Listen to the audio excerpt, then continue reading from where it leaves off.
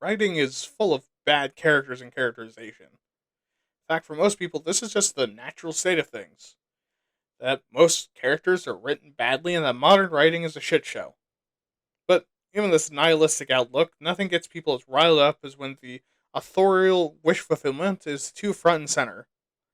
God forbid an author makes something they'd read. Let's talk about self inserts and waifu bait today on Why Are You Talking About This? Nerd.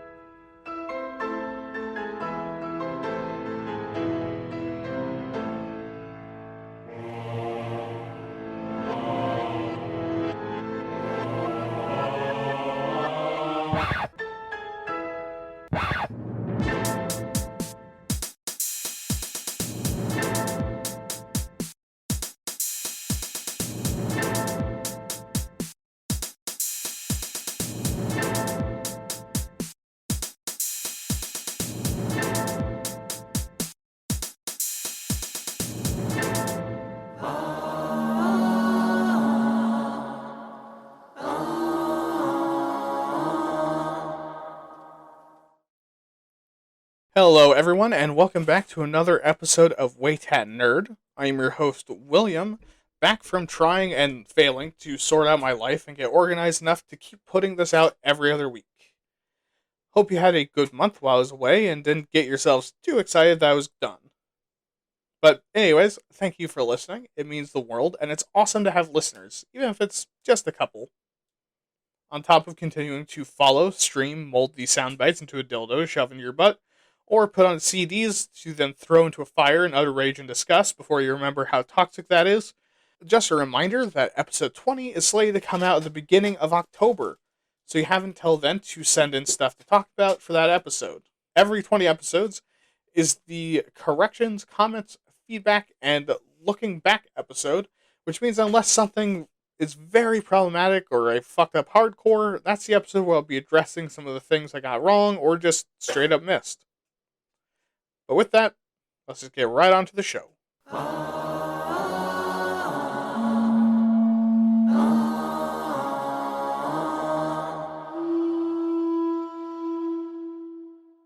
So today we're going to be talking about two kinds of cringe OCs, self-inserts and waifus. And while I can detect the eye roll, and yes, it does in fact make my wiener harder than diamond, don't worry if you thought I was going to come out with a full defense of this. I will defend it somewhat because I'm a total asshole and a tool, but I won't be defending it like I defend shy femboys and goth leather mommies, hoping for the smallest crumb of genitalia.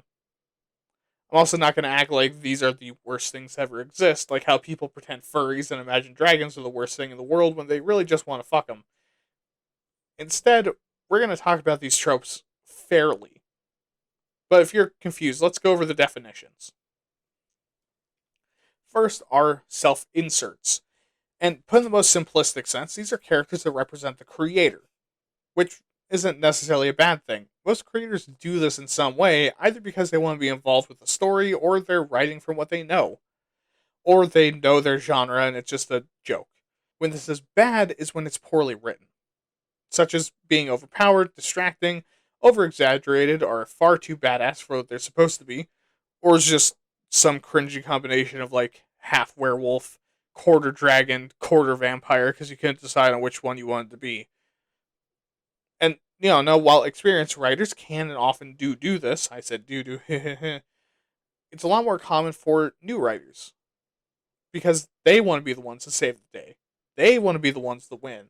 They want to get the girl and also have the coitus with her, and they want to be the bad guys that represent everyone that bullied them in high school. Like writing in an OC as a dark, brooding, mysterious badass that scares all the boy main characters because a gay OC is too cringe for your totally not cringe character, while every girl main character wants a taste of his Blood Edge the Death Cucker, which is both the name of his 13-inch dick and his sword. And now for waifus.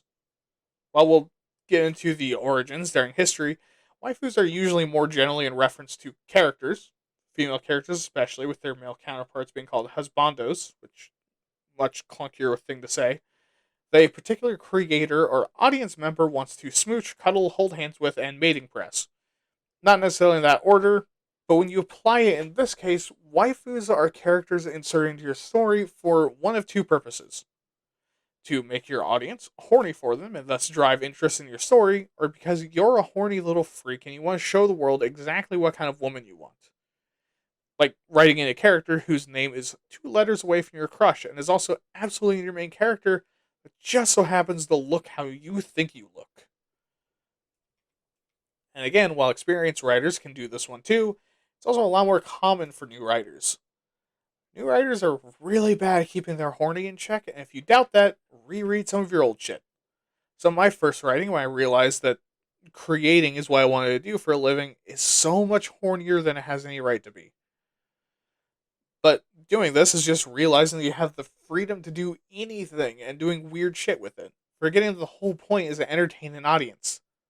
Or you think your audience is too horny to pay attention to your story, and so you give them a big tittied submissive piece of eye candy with a totally ironic fleshlight shirt on that you will only draw in positions that lets your audience imagine their penis in them.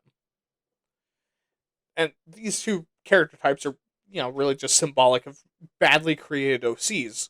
So for the most part, except for Mary Sue's, which we'll talk about in September, so just edge until then, you can use what we talk about this episode for most of the other OC tropes. However, these ones specifically are the errors of people who are immature, new to writing, or just overall cringy people in general that refuse to get better and actually just be people.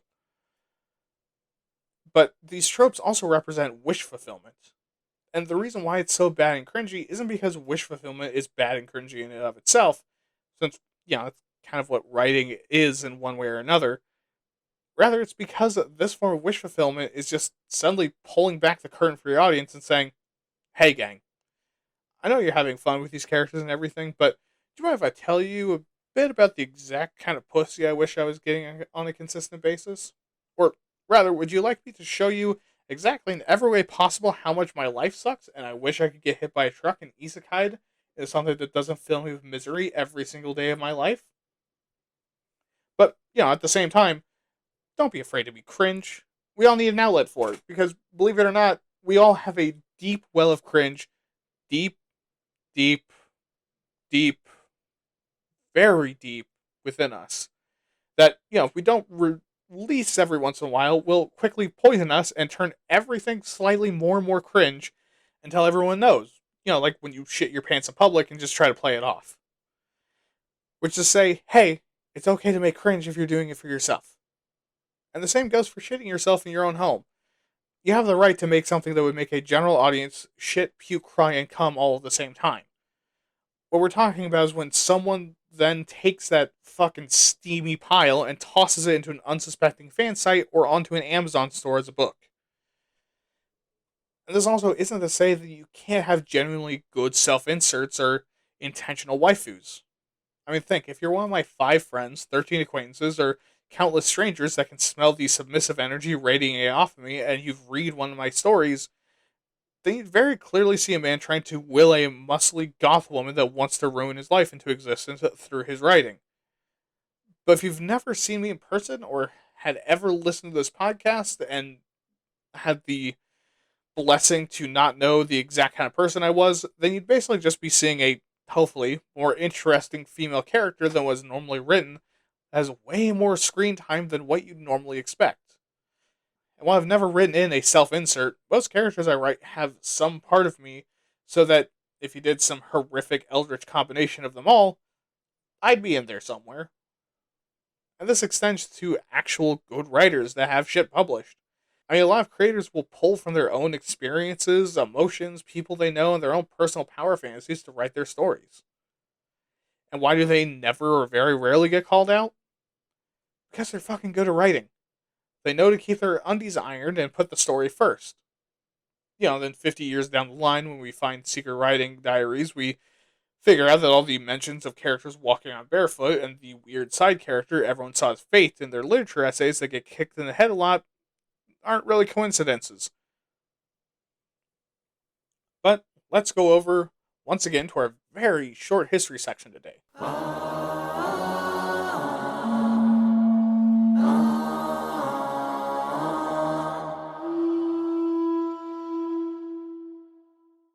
Man, I gotta get back into ones with some meaty history. Or not, if you're familiar with WAYTAT. History section over there has only gotten longer as the show's gone on. I have at least one chosen just brainlessly trying to find the most specific things with the least helpful search algorithm anyone has ever been gifted with. So to begin in 1321 with the most brazen of all self-inserts, Dante Alighieri's The Divine Comedy. Now, while it was something that was somewhat commonly done to put yourself into your own story during the time period, it wasn't often for very long. In some cases, they played the part of narrator towards the beginning or would include stuff about how this is absolutely a historical piece, not some hokey fan fiction about how King Arthur time traveled back in time to kill Judas and fist bump Jesus, by saying that they were there to write the notes. But very rarely did someone make themselves the main character, especially a piece of work that went on to inspire the majority of Christian folklore around hell, purgatory, and heaven. And if you aren't familiar, the story follows Dante through a supposed vision he had while wandering through the woods shortly before being banished. Yeah, as you do. And he is then guided by his personal hero Virgil through hell and purgatory and inferno and purgatorio, respectively, before being guided through heaven by his waifu Beatrice in Paradiso. Also note that Beatrice is a woman he knew in real life that he had fallen in love with, but was fucking murked by the plague before anything could happen, which is why she's his waifu. But this is a very prominent example of self-insertion that wasn't to stroke his own dick about how cool he was. Instead, he just so happened to be picked to tell people about these realms of existence by God because Beatrice, the best woman in history according to Dante, put in a good word for him to be the one to do it. This also didn't really change the face of literature with people going, oh fuck, I just need some of that self-insert storytelling, please. Because most people just kind of accepted that it was more of a plot convenience than anything else.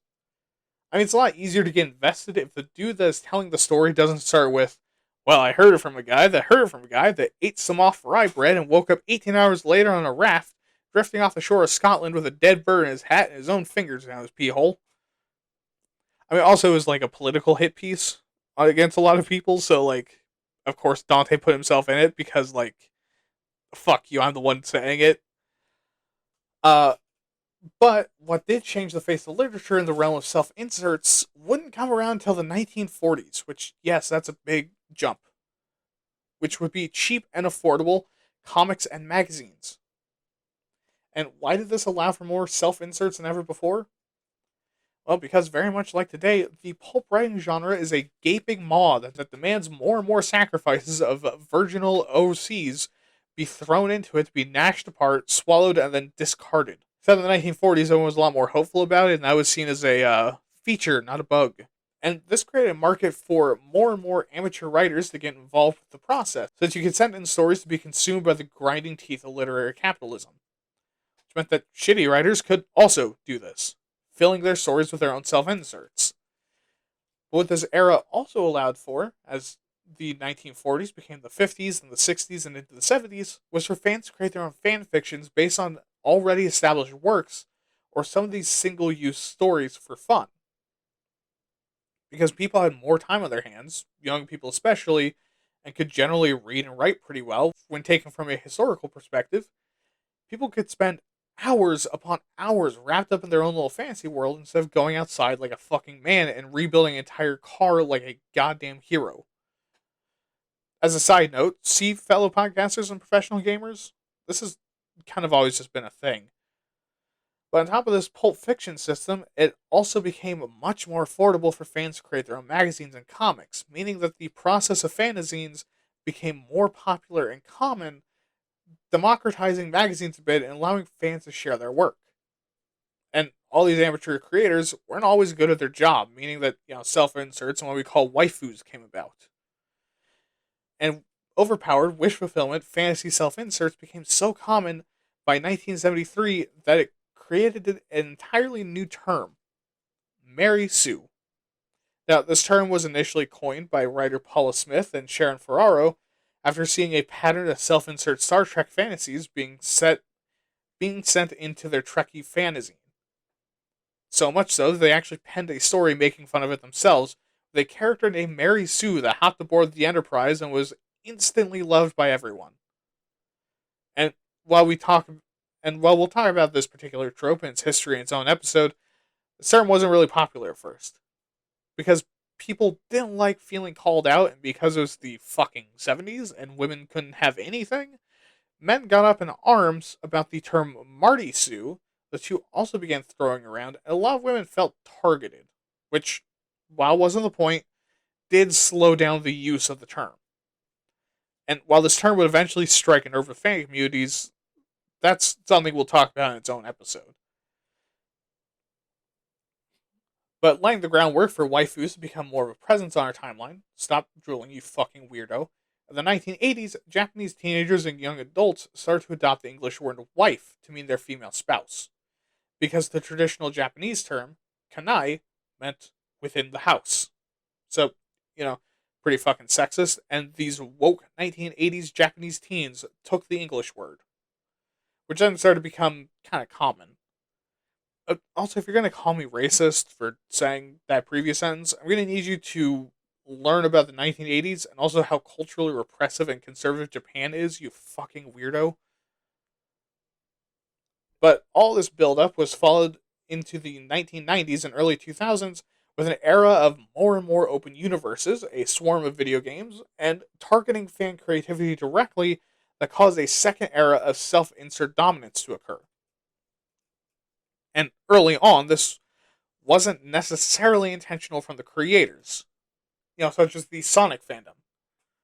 However, the simpler designs of characters combined with appealing to early furries, given the whole sonicness of it all, allowed for people to create their own OCs and express both their fandom and growing realization that maybe it would be fun to get fucked by a werewolf. Now, over time, this process was eventually encouraged, the self-inserts, not the furry porn, usually, as fans started to get more and more attention from creators, and creators started to embrace this process more and more often. What also helped was the proliferation of the internet, basically allowing anyone anywhere with an internet connection and a computer to create their own stories and share them online. And a lot of amateur artists, like decades before, did this with self-inserts and waifus. Speaking of which, that term became a thing around 2002, when waifu is used for the first time in the English letter transcribed subtitles of the anime Azumanga Daioh. Yes, it goes that fucking deep. This is one of those classic animes that a lot of millennial weebs really got into. For us fellow kids, it's like their Yu-Gi-Oh! Or Dragon Ball. But there's one episode where a character drops a picture on the ground, and a student asks who's in the picture, and he says, "My wife," just like Borat, as he picks it up, and the subtitles, which are in Japanese but transcribed with English letters for some fucking reason, reads, "My waifu." And that's where it starts.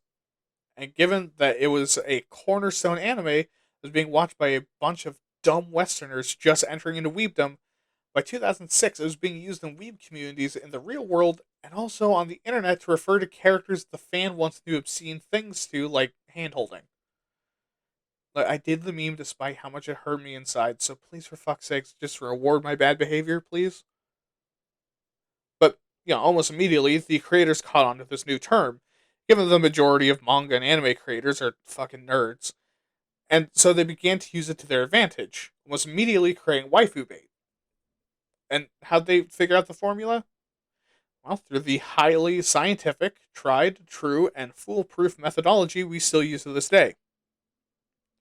Look at what hentai is popular right now, then dial it back like 2 degrees. I'm only partially kidding.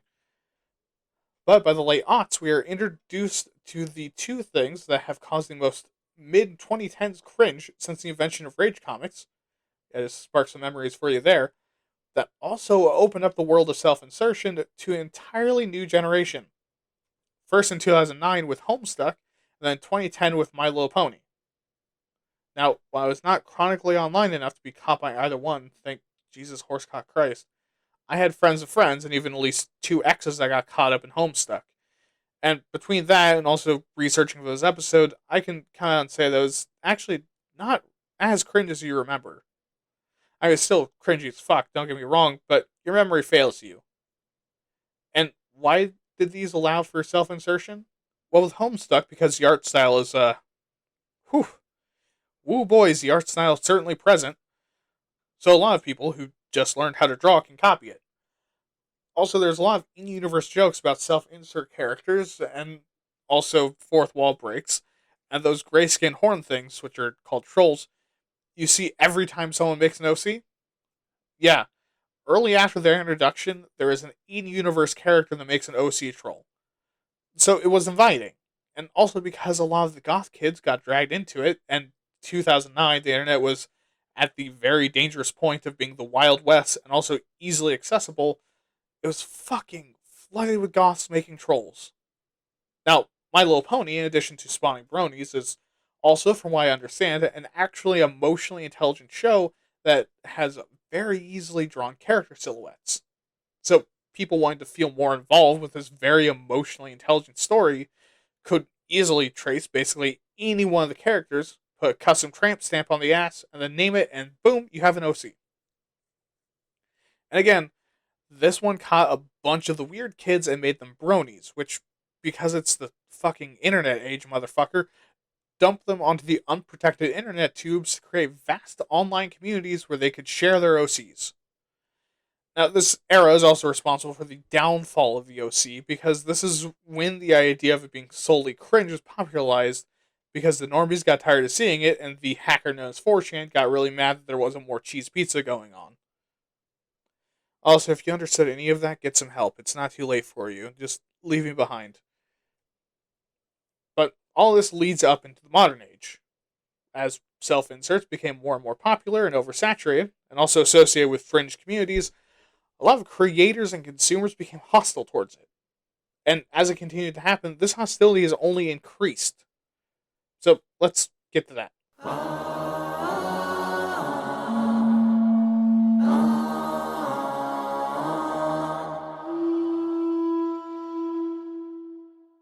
Very short current status section today, because if you so much as say waifu on about half of the forums online, someone's going to dox you within 5 seconds. So, I don't think there's a whole lot to explain why people don't like this.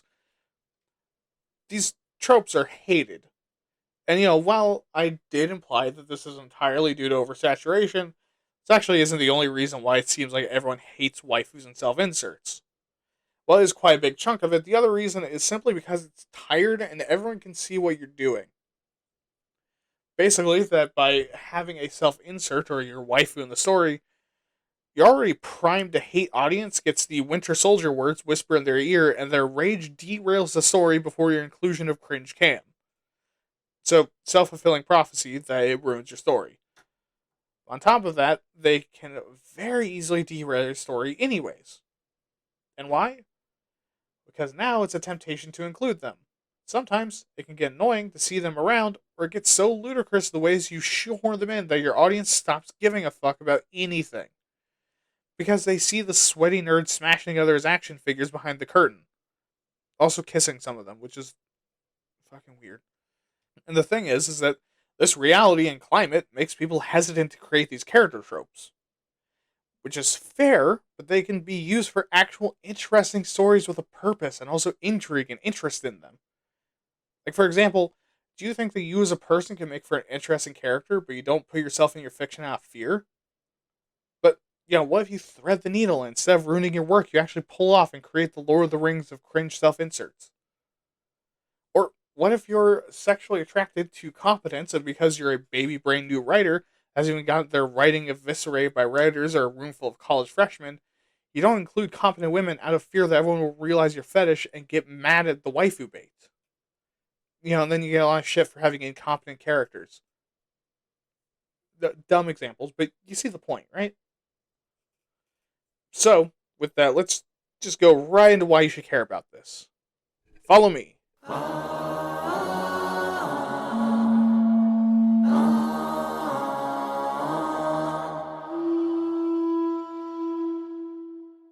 Alright, so first from the perspective that you shouldn't be doing this.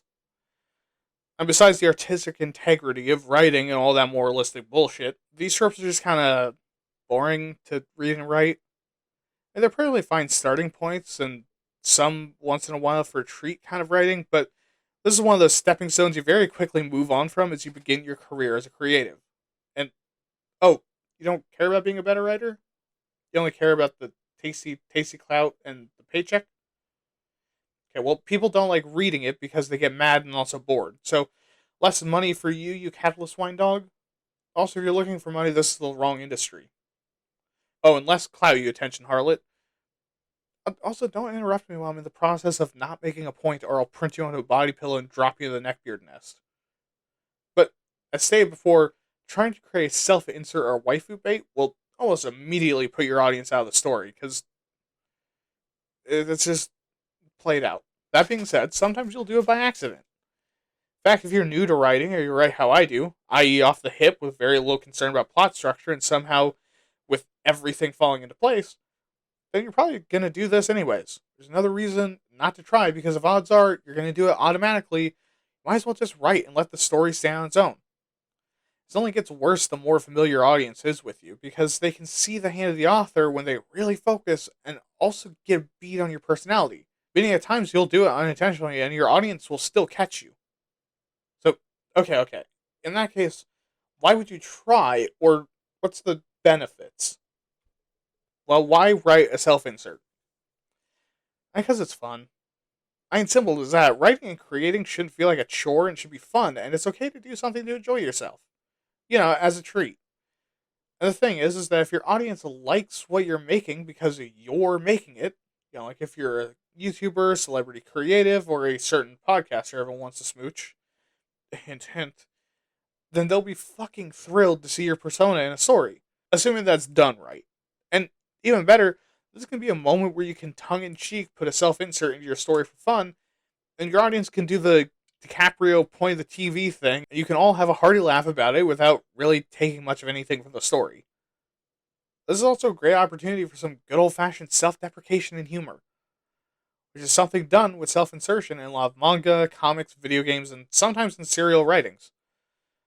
Because the author OC is a pathetic, useless, weirdly horny, sometimes creepy, or actively trying to stop what's going on, or all of the above, and is instantly disliked or pitied by the characters. It's the closest a lot of creators will ever come to self-awareness. But these can be really entertaining to an audience, and also makes it seem like you're in on the joke that, hey guys, it's a lot of fun and all, but these are just some silly little doodles and words on a piece of dismembered tree, or billions of shiny little light bulbs.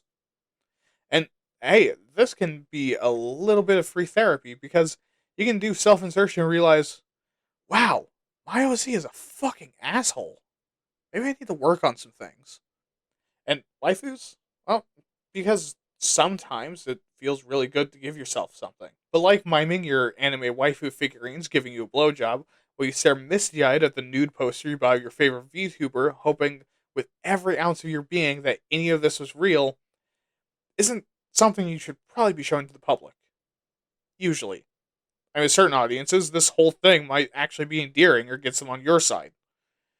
Like, for example, if you're really into sleepy twinks, I can say that because I'm into it, and include a cute, sleepy femboy twink in your story, and your audience is also into that shit, you'll be receiving fan letters basically daily asking how they're doing, and also cosplay.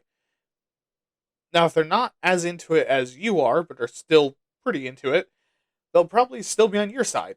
If you write it well, then you get people that don't necessarily want to see more of a soft gay sleeping, but are interested in the character as a person and also the story. Because remember, the point is to write a story, not just jerk yourself off. Speaking of which, let's get into the actual tips and tricks.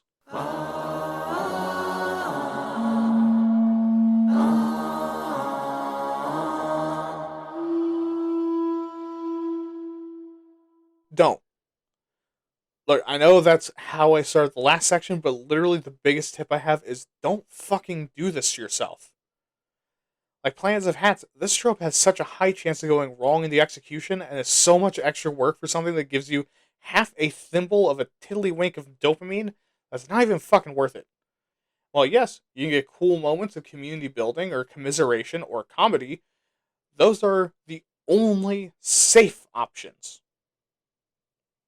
Okay, the easier one to start with is going to be waifus this time around, because My research, how I write a waifu, the results were very fucking sad, and most of them include screenshots from the same game that's 80% custom building a waifu, including like areola texture, and 20% watching her get pounded by pigmen, which I don't know what's more sad. People begging on Reddit for Esdeath to come to life and step right on their balls, or creating your perfect partner just to get cucked in a video game.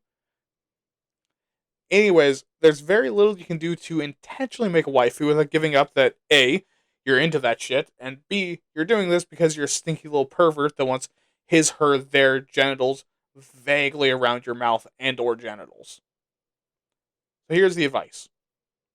Write the character that you find attractive, and instead of being a nasty little pervert, write them into the story in the way that makes sense for who they are, while including moments, actions, and words that makes whatever part of your body that's getting the most out of this shiver. Whether that's your quaking fucking nuts or your smooth, tiny brain. And for bonus points, if you want to keep forcing them into every narrative, so you can keep drawing and or writing them, make them do something plot relevant that makes it make sense for them to still be there. Oh, and save the jerk off material for your own personal time, or wait for other people to do it for you. Or hell, do one better, hire someone to make it. So now let's transition over to self-inserts. And I'm going to be following the order of Caitlin Smith. She wrote in her article, How to Write a Self-Insert That Nobody Can Call You Out On. Which I think is really indicative of the state of self-inserts in fiction. So first step is to redefine yourself in your self-insert. Basically, make a character, and before they're off the factory line and into the incubator, huck a good-sized loogie into the petri dish. Add in some of your own idiosyncrasies, and also translate your life story or recent story into something that would make sense for the world they live in. So, like, if you're an engineering student that came from a stable middle-class household that absolutely has to say what's on your mind, your fantasy version would have the equivalent. They are an engineer guild apprentice from a guild family that never shuts the fuck up and everyone wishes that they would.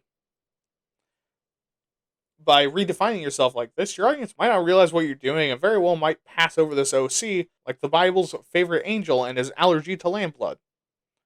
This also opens the door to make an actually interesting character or make you realize this whole idea is silly. Like for me, the closest thing would be like an insider or an apprentice to the Butcher's Guild that's trying to be a bard. That sounds like the dumbest shit I've ever heard. Next, don't you dare fucking name them after yourself, you fucking idiot. Put the pen down. Put it down. Right now. Don't. Your audience is smart enough to notice and they will absolutely connect the dots. And once they see a character with your name, bet your fucking ass they'll be looking through every detail of their entire life story to find more than 2 similarities and then skewer you right through the pee hole with it. And also twist your nuts. Now, it's still okay to pick a name that's meaningful to you, or that's really symbolic, or is something you love. And, applying this to myself, I couldn't name a self-insert any of the following. William, Bill, Billiam, Billiam, Billy, Billy, also Willie, Liam, Wilhelm, Guillermo, Guy, Gil, etc., etc., etc. But this is if it's making a self-insert isn't the point. But this is if making a self-insert isn't the point. If that's part of your story or your audience is receptive to it, then go fucking nuts and go right ahead. It's very similar to the waifu there. Alright, third, ignore how you look. And this is for a few reasons. Firstly, the human brain is really bad at remembering what its own face looks like. You probably have a vague collection of facial features you recognize as yours, but you lack anything detailed to really say much of anything about what you actually look like. And we're worse about our bodies. Because for a lot of people, there's also quite a bit of shame involved in that. And, for a little exercise, you have a mole under your right nipple. Do you know if that's true or not? Do you have to go check? That's exactly the point. But anyways, the other part of this is that you don't actually really look as unique as you think you do. And there's only so many traits, and there's only so many ways to describe them. Like, I describe myself as a glasses-wearing, long-haired and bearded fat white guy with a surprising amount of muscle for my hobbies and size. And guess who else that describes? Half of all white nerds that go to the gym. But Caitlin Smith comes at it from essentially the opposite angle. By describing yourself, your audience might catch on, but that since there's only so many traits, don't be afraid to share traits with your characters. As long as the description can't really sound like you. See, I'm safe because this is one of 8 skins you get for free when you're a white dude that specs in the nerd tree. But for someone that looks a lot more unique, like, say, someone with rainbow colored dreads, a neck tattoo of their favorite band, and 8 piercings weighing a quarter of a pound each hanging from their bottom lip, then your self insert probably shouldn't look like that because that's way close to how you look. It doesn't matter if it's like a different band. Now, next, focus on your mannerisms. While your name, look, and backstory are all dead ringers for yourself, your mannerisms aren't necessarily and can be a sly way to include yourself. This is very much like the lesson of the good and evil episode, where sometimes the best villains are all the parts of you that you don't like to think about. But more important with writing a self-insert is that you need to be fucking certain that these are your actual mannerisms and personality traits. Because if not, 1, why are you writing a self-insert instead of just a character you feel a kinship with?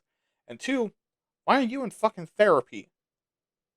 But using me as an example, I would say that I'm a driven person with hedonistic tendencies, that is incredibly smart and clever, but prefers to act stupid because saying the word dick is funny. I'm highly sexual, petty, and egotistical, but I'm also very understanding and respectful of people. And when taken in combination, this can be a pretty cool deuteragonist. Not a protagonist, mind you. I don't think your self-insert should ever be the hero of your story.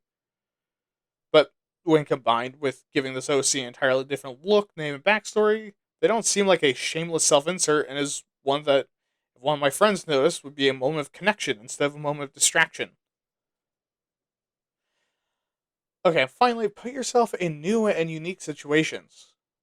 Rather than putting yourself somewhere familiar, surrounded by things you find normal or the equivalent would be out in the world you're writing in, instead put yourself insert into brand new scenarios and figure out how they'd react.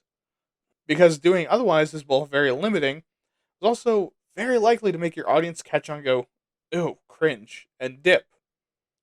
Like if you're usually seated comfortably behind your computer monitor, try putting your character somewhere you're never usually at. Touching grass with one hand and titty with the other. Because also, what the fuck is the point of a self-insert if your character's doing the same shit different day? And that's not really escapism, is it?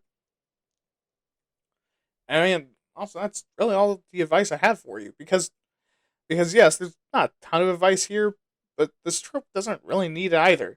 But either don't do it, or try your fucking best to be subtle about it. There's nothing really else to do. Alright, on to the soapbox.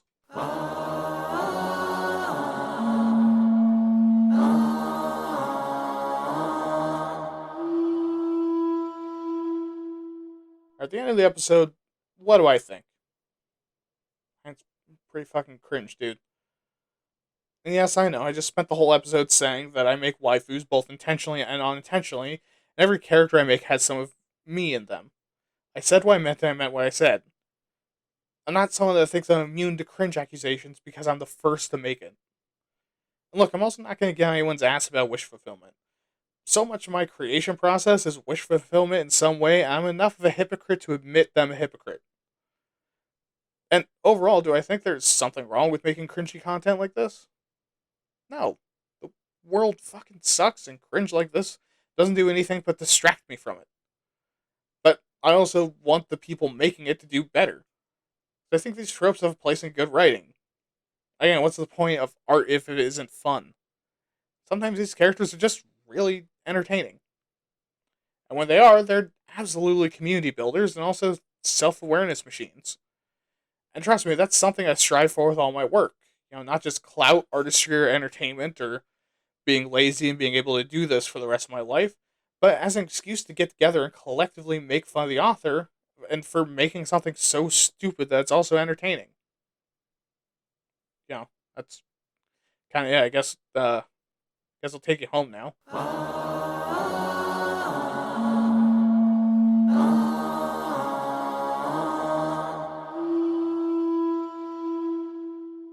All right, and there we have episode 11. Don't forget to subscribe to this podcast feed, like it, leave a review, whatever else it is you can do on your platform of choice. Send me an email at waytatpods@gmail.com with questions, concerns, opinions, compliments, insults, actuallys, why your self-insert OC isn't cringe, writing samples for me to laugh at, and anything else you want to tell me. Also, follow me on Twitter at WAYTATPods. Remember to check out my other podcast, WAYTAT, where I talk about things that actually happened that we write like this in order to escape from. Alright, have a good night, have fun, keep writing, and remember, your self-insert doesn't always have to fuck your waifu. It's just more fun when they do. This has been Why Are You Talking About This Nerd? I've been your host, William. Good night.